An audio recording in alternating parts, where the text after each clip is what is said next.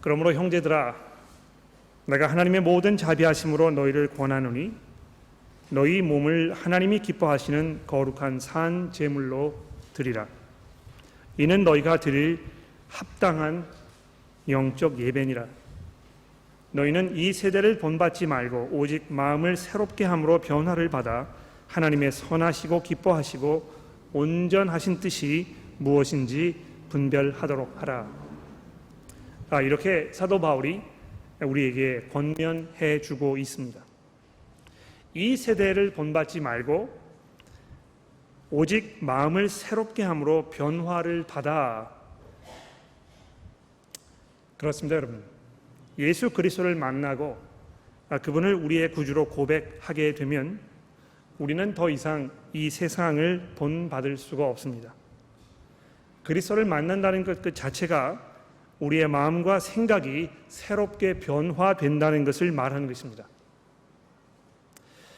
그러나 안타깝게도 우리가 지금 살고 있는 이 시대에 많은 교회들이 내부적으로 외부적으로 마음과 생각을 새롭게 하여 변화를 받는 그런 일을 추구하기보다는 오히려 이 세상과 점점 더 가까이 다가서려는 그런 성향과 모습을 보이는 것이 아닌가, 그런 염려를 우리가 하게 됩니다. 그래서 보다 혁신적인 사역을 하기 위해서 제가 이제 주보에 이렇게 적어드렸는데요. 여기 그 혁신적이라고 했을 때 그냥 예전의 것을 그냥 그대로 고집하는 그런 그 사역의 모습보다는 이 시대가 요구하는 어떤 그 시대적 기대에 부응하기 위해서 또는 급격하게 변하는 우리 사회의 가치관들과 발맞추어 가는 교회가 되기 위해서, 사람들의 기대에 부응하는 그런 교회가 되기 위해서 보다 획기적인 성장의 결실을 보장하는 그런 교회가 되기 위해서 우리가 좀 더 새로운 것을 추구해야 되겠다는 그런 그 생각과 운동들이 교회 안에서 많이 일어나고 있는 것을 보게 되는 것입니다. 그래서 놀라운 사실은요, 세계 곳곳에 많은 신학교들이 대학의 이 상대에서 가르치는 이 경영학이라든지 마케팅이라든지 이런 것을 신학교 과정의 일부로 학생들에게 이렇게 가르치는 그런 성향들이 많이 나타나는 것을 볼 수 있습니다. 어떻게 하면 교회를 좀 더 이 세상에 이 어필할 수 있도록 도와줄 것인가? 어떻게 하면 이 교회에 좀 더 많은 그 성장을 빠른 시일 내에 가져올 것인가? 어떻게 하면 교회의 여러 가지 자원들을 효율적으로 잘 활용할 것인가? 이런 그 전략과 이런 마케팅과 이런 것을 장려하는 그런 모습들을 우리가 많이 보게 되는 것입니다.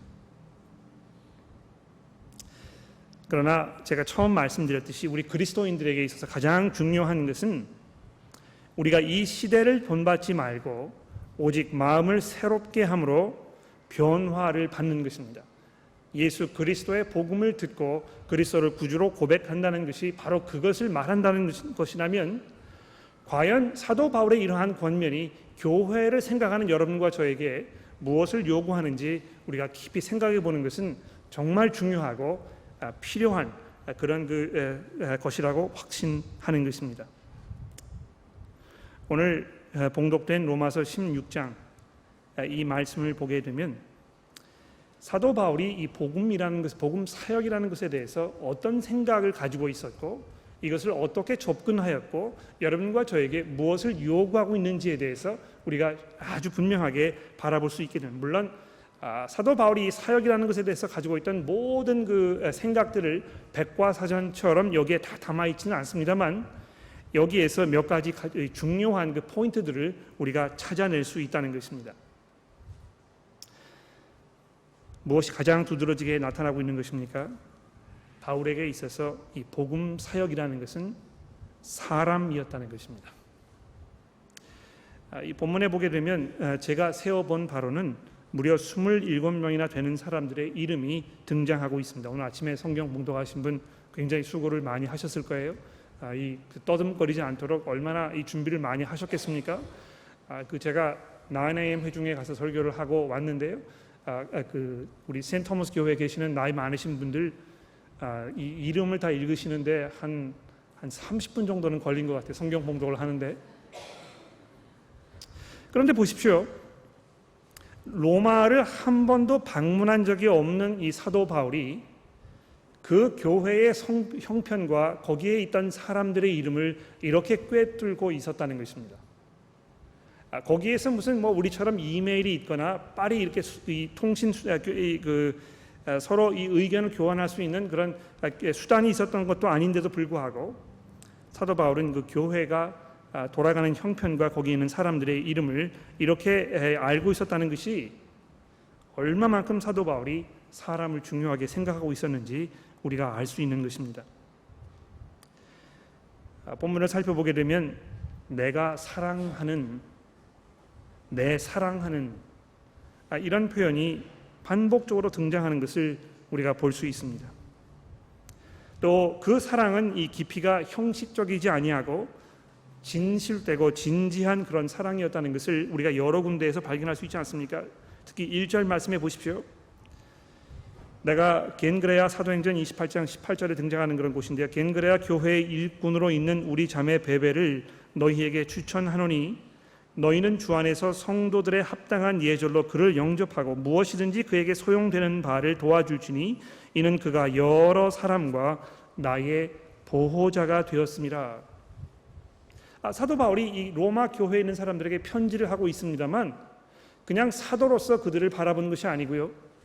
여기에 이 서로 상호 이 협력하는 그런 관계가 이들 가운데 존재했었다는 것을 우리가 알게 되는 것입니다. 또 3절 말씀해 보십시오. 우리가 잘 알고 있는 브리스가와 아굴라에 대해서 사도 바울이 이렇게 이야기합니다. 너희는 그리스도 예수 안에서 나의 동역자들인 브리스가와 아굴라에게 문안하라. 그들은 내 목숨을 위하여 자기들의 목까지도 내놓았으니 나뿐만 아니라 이방의 모든 교회들도 그들에게 감사하느니라. 이것이 그저 교회에서 한번 얼굴 보고 잘 지냈느냐고, 날씨가 참 좋다고, 요즘 건강은 어떠냐고, 그 자녀 HSC 잘 봤느냐고, 이렇게 그 인사로 그냥 치레로 넘어가는 그런 관계가 아니었던 것입니다. 사도 바울이 이야기하고 있는 것처럼 이들이 내 목숨을 위하여 자기의 목숨까지도 내어놓는 이 복음의 동역자적인 관계 속에 있었다고 이렇게 설명을 하고 있는 것입니다. 교회가 양적으로 조금 늘어나면 늘어날수록 어떤 현상이 벌어지는지 아십니까? 그냥 이 많은 무리 속에 파묻혀서 드러나지 아니하고 조용히 교회를 오셨다가 조용히 교회를 가시는 이런 분들의 숫자가 점점 늘어나게 되는 것입니다. 그 교회라는 그 모임에 대해서 내가 아무런 헌신도 하지 않아도 되고 그저 주일 아침 모이는 그 시간에 가서 내가 참석하여서 내가 하나님께 해야 할 그 도리를 다 하면 된다고 이렇게 생각하게 되는 것입니다. 그러나 사도 바울이 이 교회의 그 본질에 대해서 생각할 때, 어떤 이 복음 사역의 그 본질적인 문제를 생각할 때 그런 식으로 이 신앙생활을 설명하고 있지 않은 것을 우리가 이 로마서 16장뿐만이 아니고 성경 전체에서 발견하게 되는 것입니다. 그러므로 사랑하는 성도 여러분, 여러분들께서 교회를 참석하시는 것 굉장히 좋은 일이고 꾸준히 오시도록 제가 적극적으로 권해드립니다만, 이 그리스도의 신앙으로 모이는 이 신앙 공동체는 깊은 관계 속에서 서로를 깊이 사랑하고 섬기고 한 목적을 위하여 우리가 함께 동역하는 그런 공동체라는 것을 우리가 기억해야 할 것입니다. 과연 우리가 이 안에서 정말 하나님 보시기에 합당한 그러한 관계로 내 주변에 있는 사람들과의 관계를 승화시키고 있는지, 내가 거기에 얼마나 많은 시간과 노력을 투자하고 있는지, 내가 그들을 위해서 얼마나 기도하며 내가 그들과 얼마나 함께 힘써 복음을 위해서 수고하고 있는지 우리가 이 시간 돌아보아야 할 것입니다. 그래서 9절 말씀해 보십시오. 그리스도 안에서 우리의 동역자인 우르바노와 나의 사랑하는 스다고에게 문안하라. 또 21절에 보십시오. 나의 동역자 디모데와, 심지어는 22절 말씀해 보시게 되면 사도 바울이 자기 직접 손으로 이 편지를 쓴 것이 아니고 주변에 있던 어떤 그 다른 형제를 불러다가 지금 대피를 하고 있는 것을 우리가 알 수 있습니다. 이 편지를 기록하는 나 더디오도, 즉 다시 말해서 지금까지 사도 바울이 이 불러주는 것을 이 더디오가 쭉 기록해 왔습니다만, 이 22절에 와서는 비로소 더디오가 자기 스스로 자기의 이야기를 지금 쓰고 있는 것입니다. 이 편지를 기록하는 나 더디오도 주 안에서 너희에게 문안하노라. 나와 온 교회를 돌보아 주는 가이오도 너희에게 문안하고. 자, 이렇게 하면서 이 16장 곳곳에서 그 교회에 속해 있던 일반 성도 여러분들이 복음 사역에 얼마나 적극적으로 참여하고 함께 수고하는 그런 동역적 관계 속에 있었는지 우리가 보게 되는 것입니다.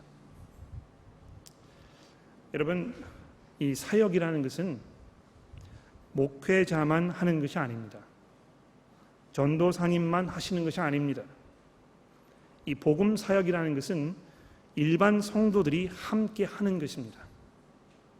여러분과 제가 성경을 믿고 성경의 말씀대로 우리의 생각과 우리의 그 신앙을 정립해 나가는 데 있어서 정말 중요한 이 만인사제설이라는 이야기가 있습니다. 만인, 모든 사람들이 사제라는 것입니다. 하나님께로부터 특별히 부름을 받은 어떤 그 제사장으로서의 역할을 감당하고 있다는 것입니다. 교회 안에 어떤 그 목회자들과 일반 성도들의 어떤 이런 구분이 있는 것이 아니고요, 모든 사람들이 함께 동역하는 동역자라는 것입니다.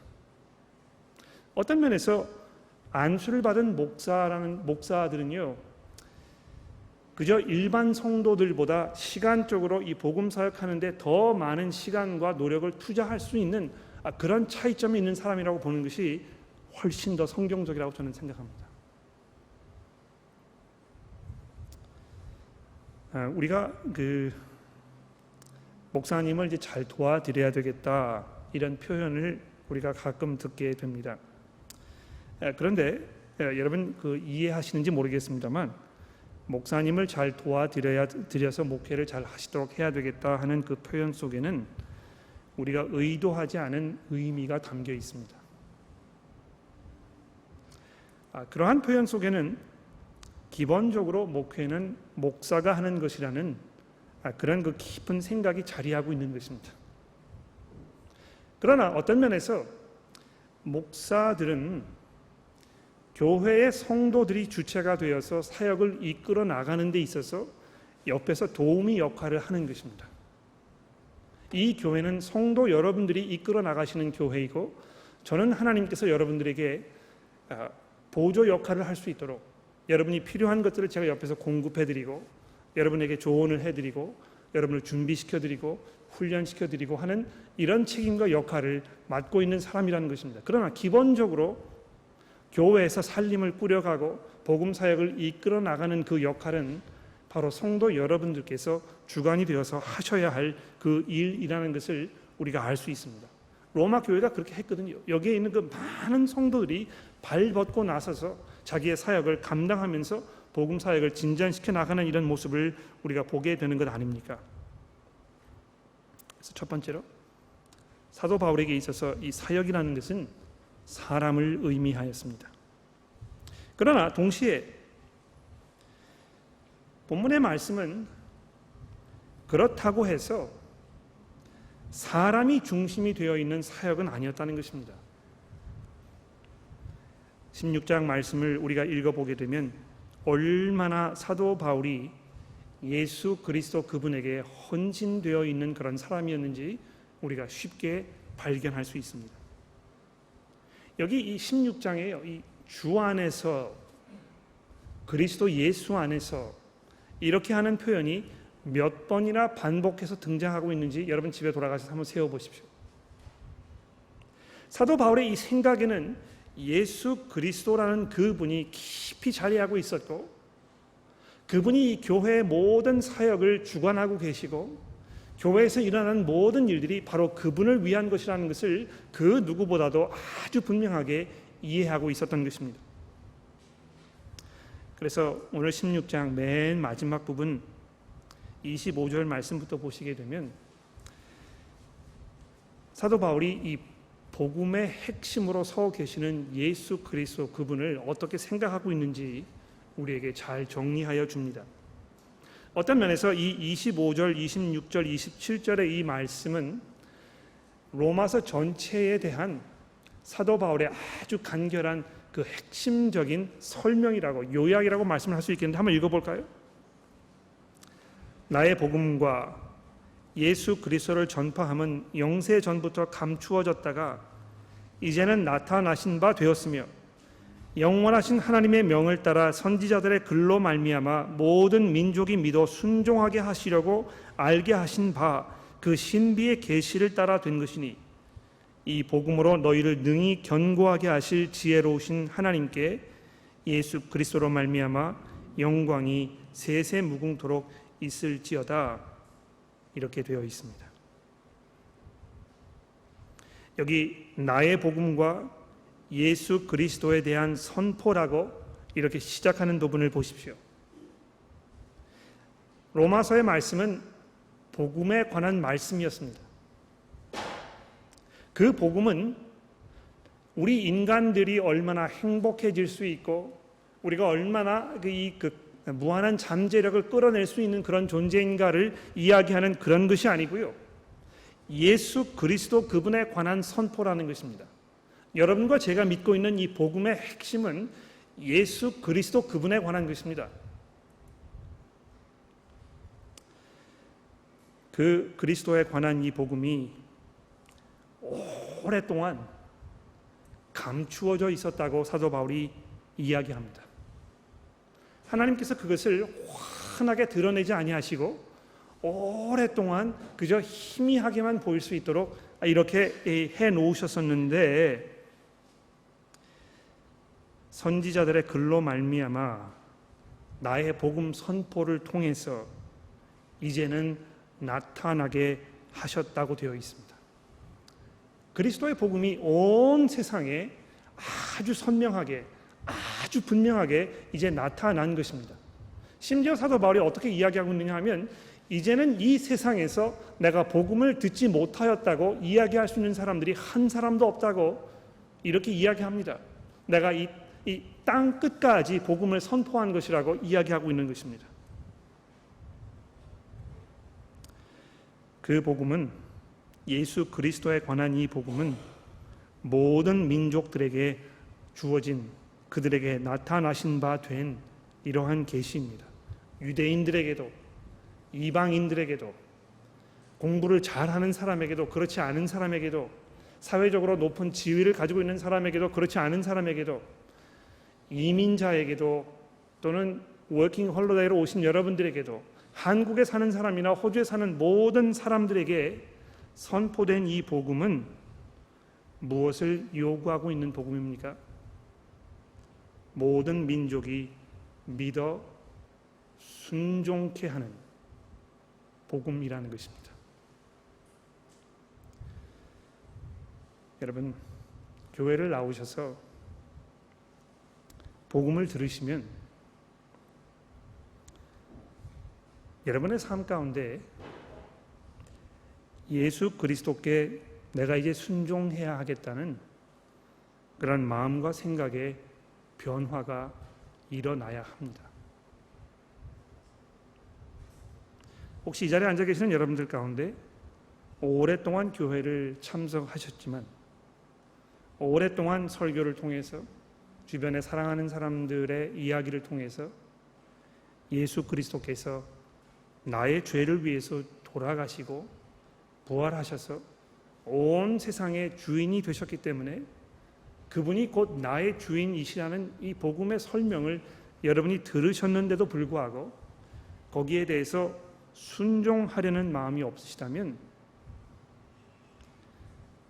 교회에 참석하는 것은 사실 별로 그렇게 큰 의미가 없습니다.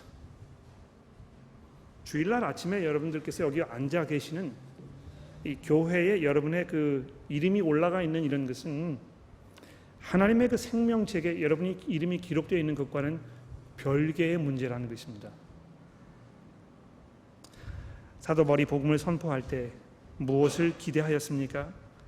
그것을 듣고 그것을 믿는 모든 사람들이 주 되신 예수 그리스도 앞에 무릎을 꿇고 그분을 구주라고 고백하게 되는 바로 그러한 변화를 그가 기대하였던 것입니다.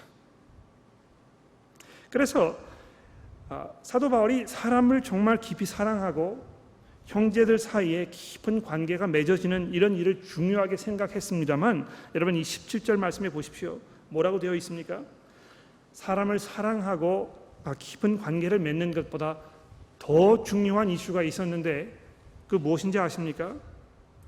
그리스도의 복음에 순종하는 것입니다. 형제들아, 17절입니다. 내가 너희를 권하노니 너희가 배운 교훈을 거슬러 분쟁을 일으키거나 거치게 하는 자들을 살피고 그들에게서 떠나라. 이 같은 자들은 우리 주 그리스도를 섬기지 아니하고 다만 자기들의 배만 섬기나니 교활한 말과 아첨하는 말로 순진한 자들의 마음을 미혹하느니라. 너희의 순종함이 모든 사람에게 들리는지라. 그러므로 내가 너희로 말미암아 기뻐하노니 너희가 선한 데 지혜롭고 악한 데 미련하기를 원하노라. 그렇습니다, 여러분. 여기 예수 그리스도에 관한 이 복음의 교훈, 이 교리를 말하는 것이죠. 우리가 믿는 바, 이것을 거슬러 거기에 순종하지 않으려는 그러한 사람들, 즉 다시 말해서 예수 그리스도를 섬기지 아니하고 다만 자기들의 배만 섬기는 이런 교활하고 아첨하는 말로 순진한 사람들을 마음을 미혹하는 이 사람들을 멀리하라고 이야기하고 있는 것입니다. 그것과 비교해서 사도 바울은 로마 교회 성도들의 이 순종하는, 복음에 순종하는 모습을 얼마나 깊이 칭찬하고 있습니까? 너희의 순종함이 19절입니다. 모든 사람들에게 전해졌다고 이렇게 얘기합니다.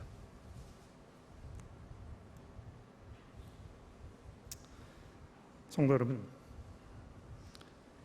어떤 면에서 저희 교회는 기로에 서 있다고 이야기할 수 있습니다. 더 이상 저희 교회가 한 회중에 몇 명 정도 이렇게 모이는 그런 교회가 해서 모습에서 이제 벗어나게 된 것입니다. 벗어나게 됐다니까 그러한 모습이 잘못되었다거나 부족했다거나 이런 것으로 들리실 수 있는데, 그런 의미가 아니고요.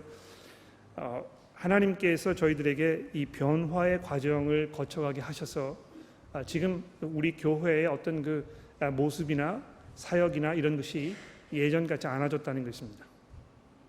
그리고 그런 변화되는 상황 속에서 우리가 내려야 할 중요한 그런 결정들이 우리 앞에 있습니다. 가까이는 우리가 이 세인트 존스 교회 회중을 어떻게 할 것인가, 이런 문제가 있을 것이고, 장기적으로는 우리가 어떻게 하면 이 복음이라는 것을 더 많은 이 교민들에게 우리가 전할 것인가, 또 더 나아가서는 어떻게 이 지역 사회에서의 이 교회로서의 역할을 우리가 잘 감당할 것인가, 이것을 깊이 생각해 보아야 하는 어떤 그 전략적 요충의 그 시점에 우리가 지금 와 있는 것입니다. 제가 듣기로는 저희 이 시드니의 교민 수가 약 한 10만 명가량 된다고 합니다. 시드니에 존재하는 모든 교회들, 한인 교회들의 숫자를 다 합쳐 보았을 때, 거기에 출석하시는 분들의 숫자를 합쳐 보았을 때 2만 명이 채 넘어가지 않을 것입니다. 그렇다면 아직도 8만 명이나 되는 우리 동족들은 예수 그리스도에 순종하는 삶을 살고 있지 않다는 것이 분명합니다. 우리는 과연 그러한 시점에서 어떠한 역할과 책임을 감당할 것인가? 우리 교회 주변에 살고 있는 이 수많은 사람들이 아직도 복음을 듣지 못하고 그리스도께 순종하지 못하는 이러한 상황에 놓여 있을 때에 우리 교회가 감당해야 할 역할은 무엇인가? 이러한 문제로 우리는 깊이 고민하게 됩니다. 오래전부터 감추어져 있던 예수 그리스도의 이 복음이 하나님의 그 계획과 목적하신 바에 따라서 선지자들의 글을 통해서, 사도들의 선포를 통해서, 예수 그리스도의 부활과 죽음을 통해서 이제 우리에게 분명하게 나타내어서 그것을 듣는 모든 사람들로 하여금 믿음의 순종하는 믿음으로 드러날 수 있도록 요구하시는 하나님의 그 명령 앞에 우리는 과연 어떤 모습으로 우리의 교회를 이끌어 가야 할 것인가? 이것은 로마서를 마치면서 우리가 깊이 고민하고 우리가 함께 기도하며 이 말씀에 순종하기 위해 수고하는 그러한 헌신을 우리에게 요구하고 있는 것입니다. 성도 여러분, 그렇게 하시겠습니까? 우리가 복음의 동역자로 우리가 함께 모여서 우리의 힘을 서로 합치며 우리를 통해서 그리스도의 영광이 드러나도록 그분의 복음이 증거되고 선포되도록 우리 모두 힘을 합치도록 합시다. 기도하겠습니다.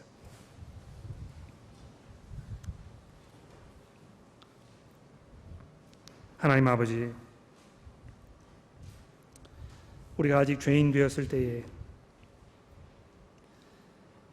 그리스도께서 이 땅에 오셔서 저희를 대신하여 죽게 하시고 이제 모든 그 영광과 능력으로 부활하셔서 하나님의 보좌 우편에 앉아 계시오니 저희들의 찬송과 저희들의 열정과 저희들의 모든 헌신이 그분께 드려지기를 우리가 간절히 소원합니다. 하나님, 저희가 그저 편안한 마음으로 기쁜 마음으로 그저 이 자리에 가벼운 마음으로 모이는 그런 의미 없는 자리가 되지 않도록 하나님 저희를 도와주시고 그리스도의 복음을 위해서 우리가 목숨까지 서로 내어놓는 그런 헌신으로 연합된 우리 교회가 될 수 있도록 하나님 도와주시기를 간절히 기도합니다. 하나님, 복음 사역에 뛰어들기 위해서 주저하는 어떤 마음이 있거나 또는 거기에 대한 열정이 식었거나 이제 그것은 내 책임이 아니라고 생각하거나 나에게 더 이상 힘이 남아있지 않다고 말하거나 어떤 모습으로든지 그것을 주저하는 그러한 분들이 이 자리에 계시다면 주께서 부활의 능력으로 우리 앞에 서 계시는 그리스도의 복음의 영광을 보게 하시고 저희들로 하여금 우리의 가진 모든 것들을 하나님 앞에 산 제사로 드리겠다는 그런 헌신이 있어지도록 하나님 저희를 도와주시기를 우리 구주 예수 그리스도의 이름으로 간절히 기도합니다.